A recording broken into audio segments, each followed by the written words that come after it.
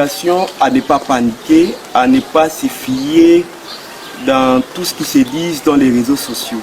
Ce sont des informations illicites et mensongères que propage l'armée numérique rwandaise avec leur supplétif M23. Il n'y a pas longtemps que nous avons bombardé des drones ennemis et plus de 22 éléments RDF ont été capturés. À présent, les FARDC ne se combattent plus avec les M23 car ils sont une coquille vide. Ceux qui sont déversés dans les lignes de front, en commençant par Sangué, Kiliba, jusqu'ici à Kalundu, la majorité sont des éléments de l'armée rwandaise qui sont déversés sur notre sol. Mais je vous assure que toutes les dispositions sont prises pour contrer la menace et les repousser loin jusqu'à son dernier retranchement. Par rapport à ce qui s'est passé, les cas de pillages et viols, c'est faux et archi faux. Ce sont eux qui ont pillé les magasins là. Et ils ont violé nos filles, ils ont violé nos femmes. Toujours là à Katongo et à Kabimba. Maintenant, ils veulent jeter l'éponge sur les FARDC qui protègent les populations. Vous avez constaté, les mamans et les jeunes ont témoigné qu'il n'y a eu aucun cas de viol, ni aucun cas de pillage constaté dans la zone ici à Makobola 1 ou à Makobola 2. Il n'y a eu aucun acte de pillage. Je vous demande d'être serein, de vous ranger tous derrière l'armée congolaise qui est déterminée d'en finir avec cette agression rwandaise. La population de Makobola a bien fêté à côté de nos forces armées FARDC et des Wazalendo. RDC, aucune preuve n'atteste le cas de pillage ni de viol attribué au FARDC à Makobola 1 et 2 selon les enquêtes de terrain. Les forces armées de la République démocratique du Congo, FARDC, démentent toute implication de leurs éléments dans des actes de pillage ou de violence sexuelle à Makobola 1 et 2. Ces démentis font suite à une série d'interviews réalisées sur le terrain auprès des habitants et des autorités militaires de la zone.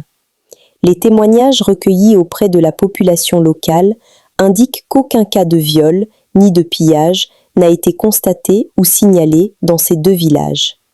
Des leaders communautaires confirment que les militaires déployés assurent des patrouilles de sécurisation sans abus contre les civils. L'armée congolaise dénonce une campagne de désinformation visant à ternir son image et à semer la confusion au sein de la population. Aucun acte de pillage ni de violence sexuelle n'a été enregistré à Makobola 1 et 2, affirme le sous-lieutenant Mbouyi Kalonji Regan, porte-parole des opérations Sukola 2 Sud au Sud Kivu. Nous sommes en paix ici avec nos FARDC, nous n'avons même pas entendu ces actes dans la zone. Il faut poser la question aux gens qui ont affirmé ces allégations. Nous, ici, en tout cas, nous ne sommes pas concernés à Makobola 1 et 2, disent les habitants de Makobola interviewés. Les FARDC rappellent que toute violation des droits humains est passible de sanctions et appellent la population à la vigilance face aux rumeurs, tout en encourageant le recours aux voies officielles en cas de plainte. En pleine opération, nos règlements nous interdisent d'approcher des femmes ou de piller pour éviter la punition de la nature. Nous ne pouvons pas faire ça. Tous nous connaissons que ces actes sont toujours commis par les militaires rwandais qui sont venus réveiller les cicatrices de Makobola où ils ont tué plusieurs civils, a déclaré Kagufi Masudi, un des chefs Wazalendo dans la zone. Un calme précaire s'observe à Makobola 1 et 2.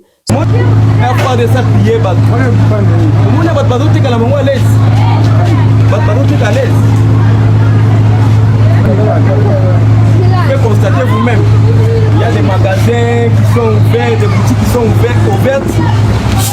Les gens vendent principalement leurs articles. Il n'y a eu aucun cas de vol, de pillage, de FARDC ici à Makobola. Vous pouvez constater. Battez la porte Yango. Battez la porte Yango. Donc ça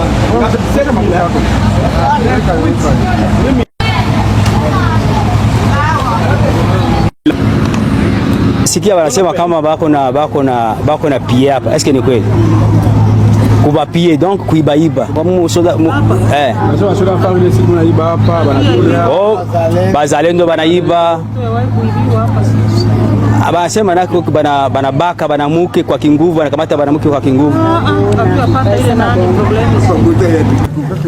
Java dada. Mnatoka wapi? Soka wapi? Mimi penda uliza, eske kwenu mko natembea? Mlishaona basoda bana pie wala kubaiba? Est-ce que Daniel Safou est normal?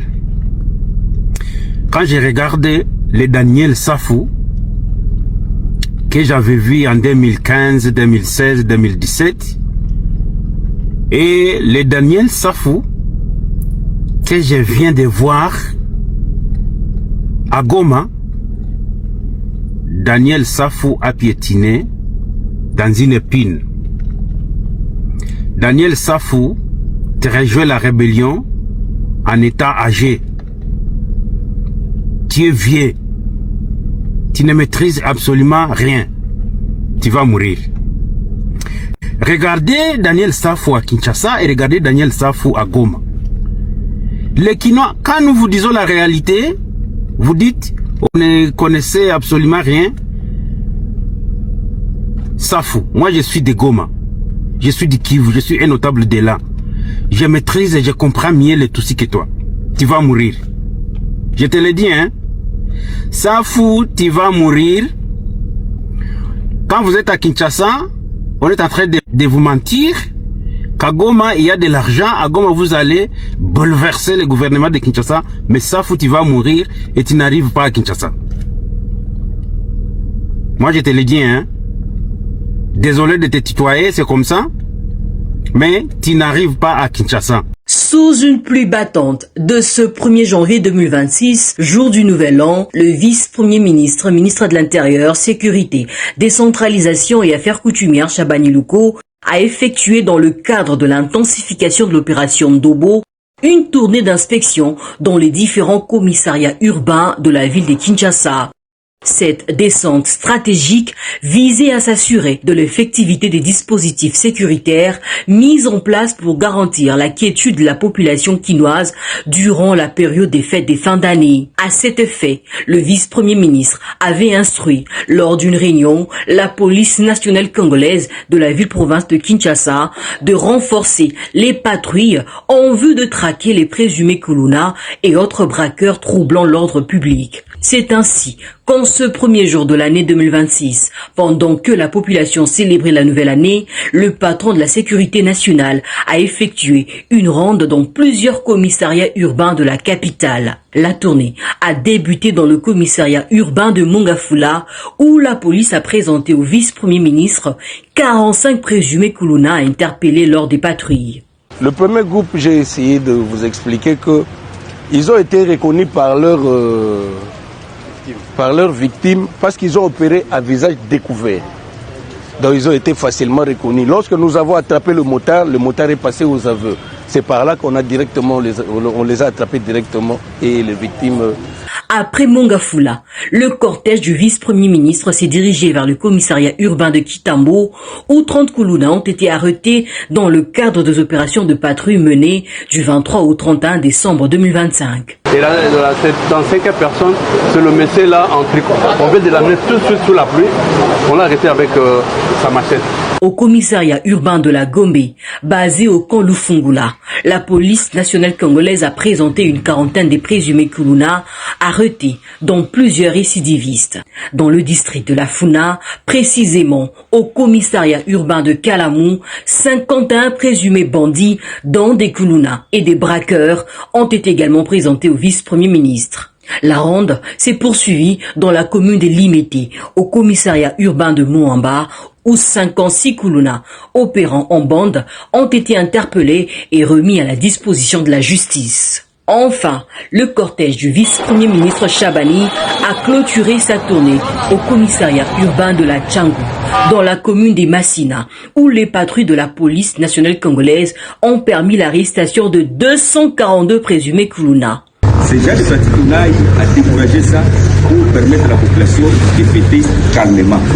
Et lorsqu'on arrête une personne, c'est à cet endroit, à ce moment-là, on saura que ce monsieur, il est soit un civil, soit un criminel. Les armes que vous voyez là, ce sont les armes que portaient ces gars ici.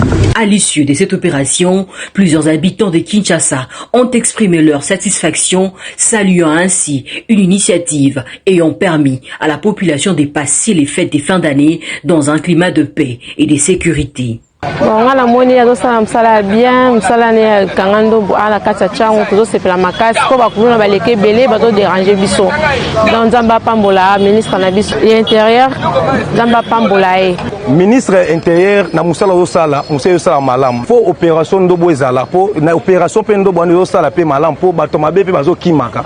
Et puis moi kimia pe ozala kati. Posto ba batiki ke to ya mabe ezo mata soupe makasi. De batie bango, batie bon na kati ni bon fait le le ko Tous ces présumés bandits arrêtés seront déférés devant les instances judiciaires compétentes et des audiences foraines seront organisées afin que chaque prévenu réponde de ses actes devant la justice. Levée temporaire des mesures de restriction des mouvements de la population. Le gouvernement provincial, dirigé par son Excellence, Monsieur le Gouverneur, l'honorable Christian Kitungwa Mouteba, en harmonie avec le Conseil provincial de la sécurité, porte à la connaissance de toute la population du Tanganyika que les mesures prises lors du Conseil de sécurité du 15 décembre 2025 sont temporairement levées pour la période des festivités de fin d'année, période allant du 31 décembre au 2 janvier 2026.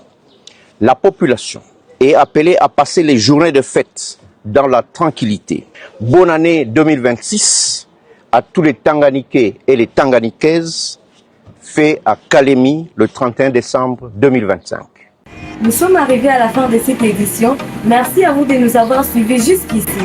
Si vous avez apprécié ces contenus, n'oubliez pas de vous abonner à notre chaîne, d'activer la cloche de notification pour ne rien manquer de nos prochaines vidéos. Likez et partagez cette vidéo. On se retrouve très prochainement. À bientôt.